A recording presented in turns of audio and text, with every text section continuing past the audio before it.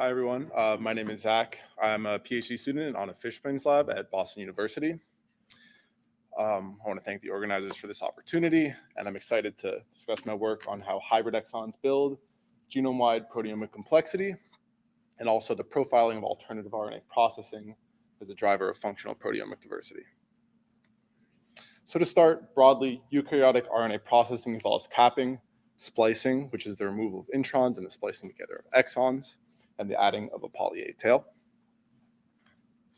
Alternative RNA processing adds the ability to have immense complexity in the transcriptome and proteome.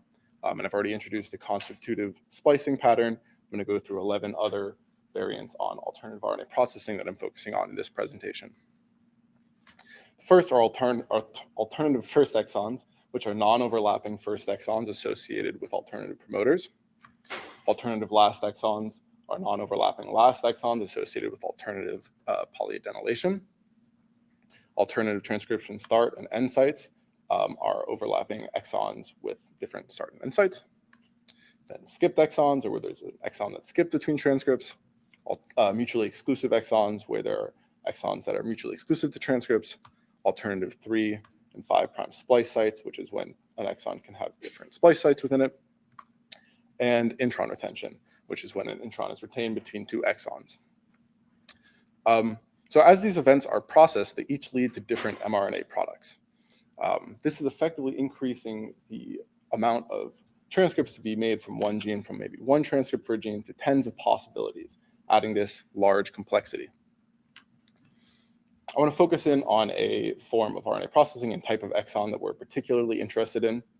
They're called hybrid exons.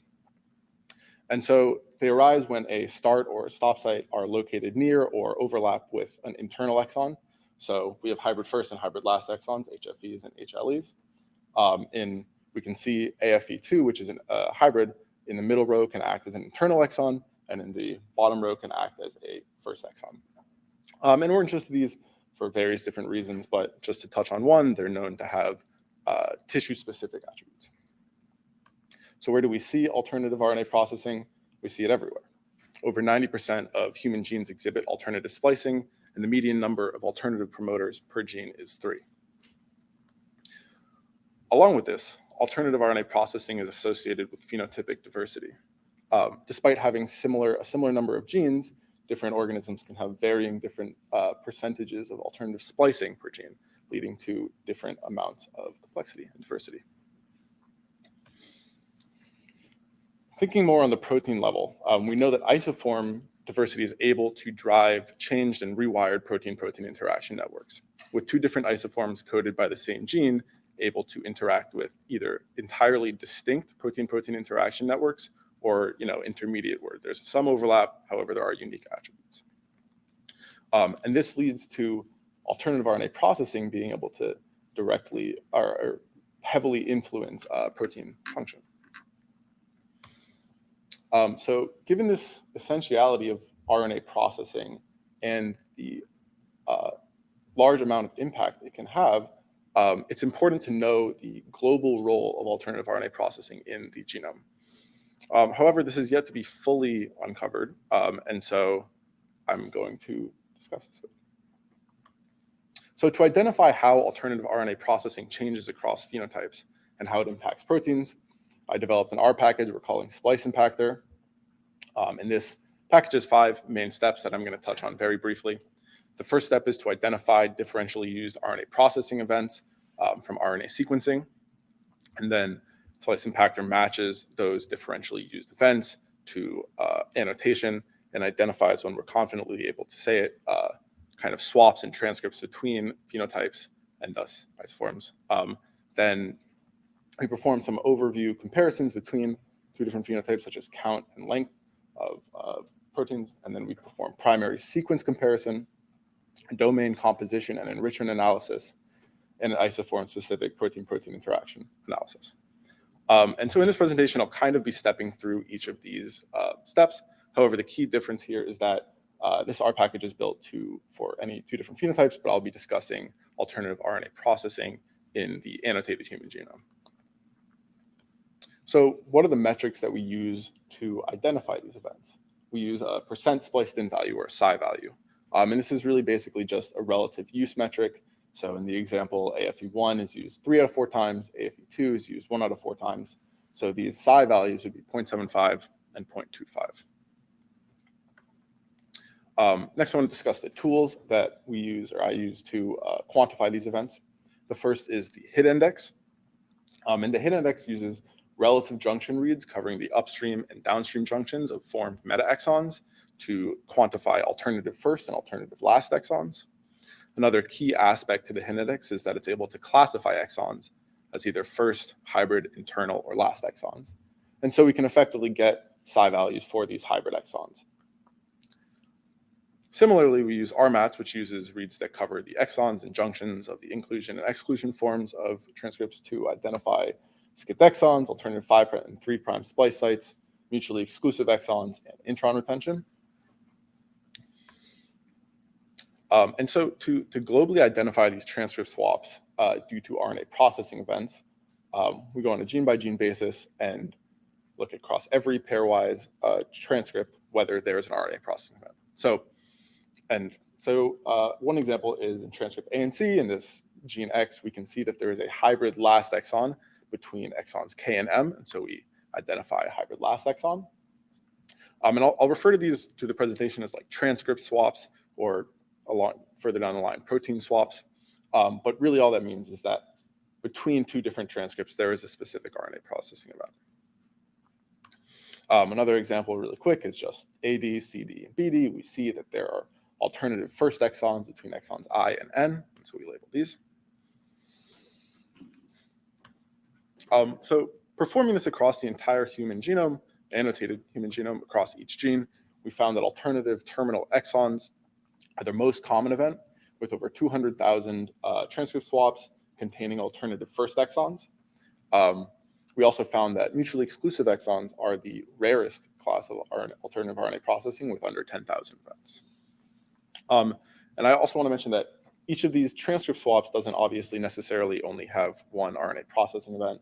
Of course, we know and we show that there are more likely than not more than one. So many of these events cause a change from a protein coding transcript to a non-protein coding transcript. And we wanted to see whether a specific alternative RNA processing event causes this more than others. And we found that intron retention and hybrids are around 60% of the time in around 60% of the transcript swaps that go from protein coding to non-protein coding. And many of the internal alternative RNA splicing events, such as skipped exons and mutually exclusive exons, have a much lower proportion. And so from here on out in the presentation, I'll be looking just at these swaps between transcripts that are both protein coding, and also looking at the protein codes for those transcripts. So as an initial look at how these primary sequences are changing across transcript and protein swaps, I wanted to look at how the length is changing. And we can see that alternative last exons have the largest change in protein length, with a median of 7.56 in log 2 terms. Along with that, mutually exclusive exons are showing the least amount of change, and hybrids are showing kind of second and third most. So we also wanted to look at how the actual sequence changes. And so to do this, between each protein swap, we performed sequence alignment and extracted an alignment metric. And each of these density plots is showing the count of each of the alignment scores. And so again, we see that alternative last exons are causing the most dissimilarity between proteins. And again, also mutually exclusive exons are showing the most similarity across proteins. So many of the transcript pairs across all of the event types contain frame shifts between them. And the method for identifying frame shifts between each of these event types is slightly different. However, broadly, it's a specific overlapping exon either starts or ends in a different phase relative to the transcription start site. So for example, in PDCD2, we see that there are alternative transcription start sites, but the frame stays the same throughout the transcripts. And then in KLF7, we see that this alternative 3' splice site in exons 2 causes a frame shift for the rest of the transcript where the frames are different for resulting the remaining exons downstream. And this leads to potentially different codons and potentially different amino acids. And so we found that alternative first exons are driving the largest number of frame shifts between paired transcripts.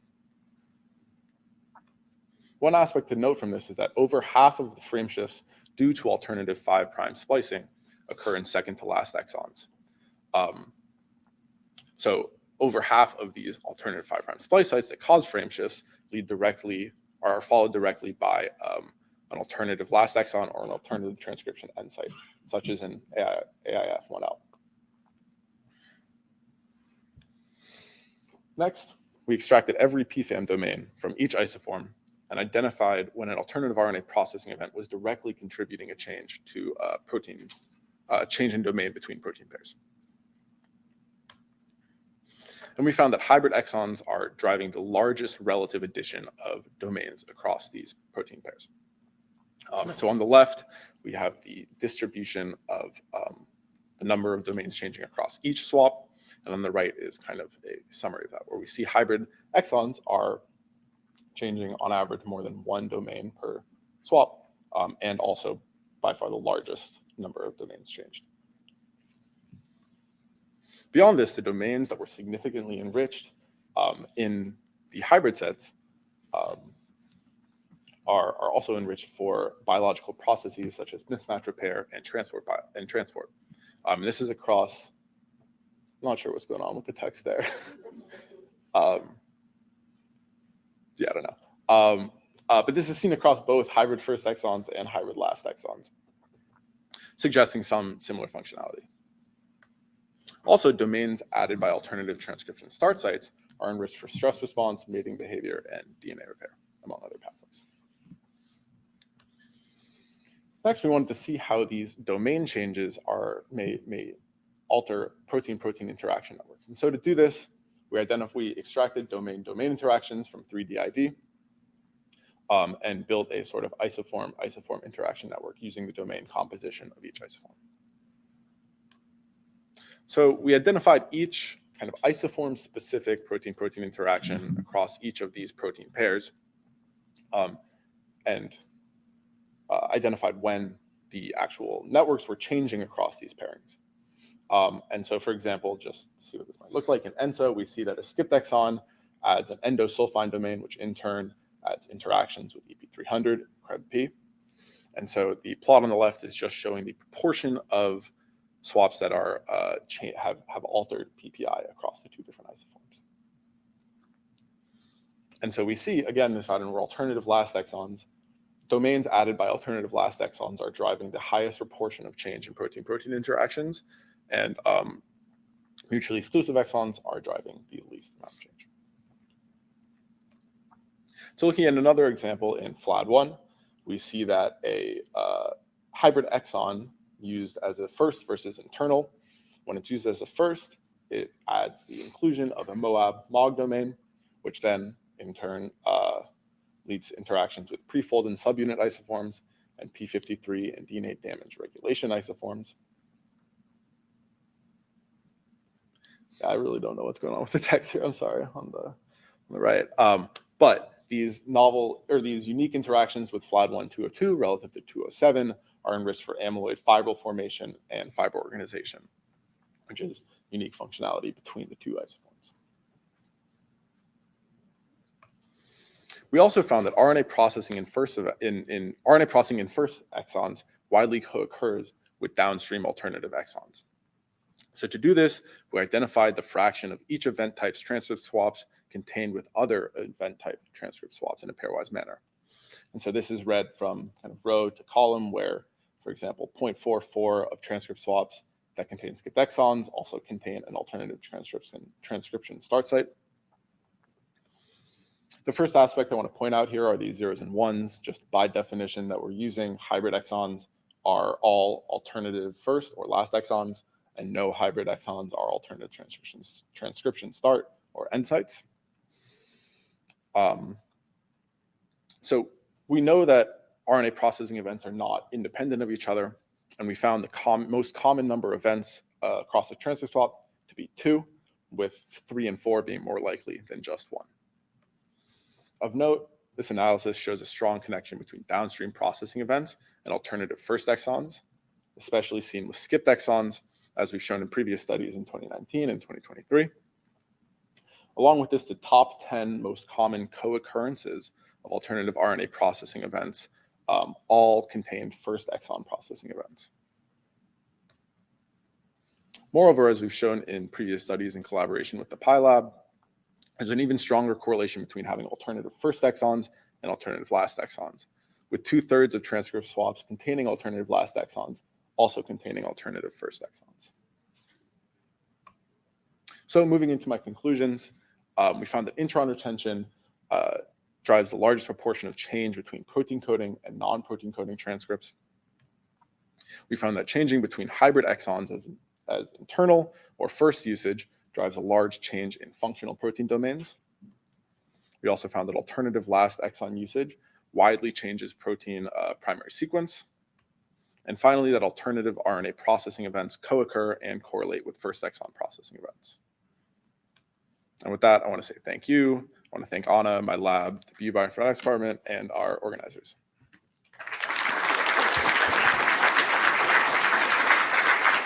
Okay, thank you very much, Zach. We have time for a few questions. Okay. Thanks for the nice talk. So when you say change, you mean between conditions? Have you measured this between different conditions or cell types and so on? Or are you mean like potential changes because you're measuring in one condition and there is coexistence of these two or more isoforms? I think between two different phenotypes or two different conditions. For the tool, the R package. Yeah, so this was in the annotated human genome, which is I mentioned that it's the key difference between the R package and this analysis is this is kind of an annotated human genome-wide analysis, and the R package is for any two different phenotype comparisons. But when you say change, it means that there is a difference between one isoform being expressed versus the other, and that inducing a protein-protein interaction change. But here, the two isoforms or more are expressed in the human genome. Yeah, so this is... or are you inferring those changes between two different phenotypes? Or no, these are two different isoforms expressed in the human genome. In which condition? Any condition? So this analysis is just from like annotations. Right? Okay. But we filtered to highly supported transcripts and isoforms from the genome. All right, thank you. So I was wondering, do you think that it's likely that like the reason hybrid exons are enriched for adding protein domains is just because if it was put in the middle, it would disrupt the structure? Have you looked into the structural effects of potentially maybe it's easier to stick a protein domain at the end of the protein? We haven't, but that's a good question. Definitely something to do with. I mean, they're internal, so maybe there is. Yeah.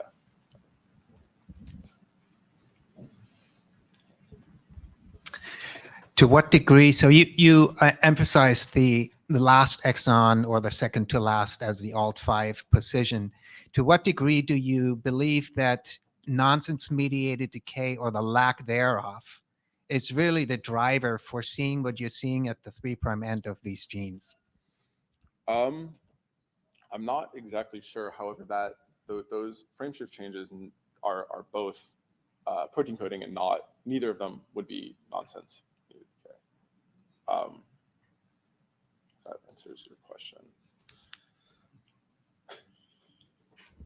Well, I mean, you understand that the EJC, which is upstream of any spliced or removed intron, that's gone when you're looking at the last intron removal, which is what you're talking about there. So my suspicion is that you see a lot of things happening there because you don't have the EJC anymore, which is an activator of nonsense-mediated decay. That's my point.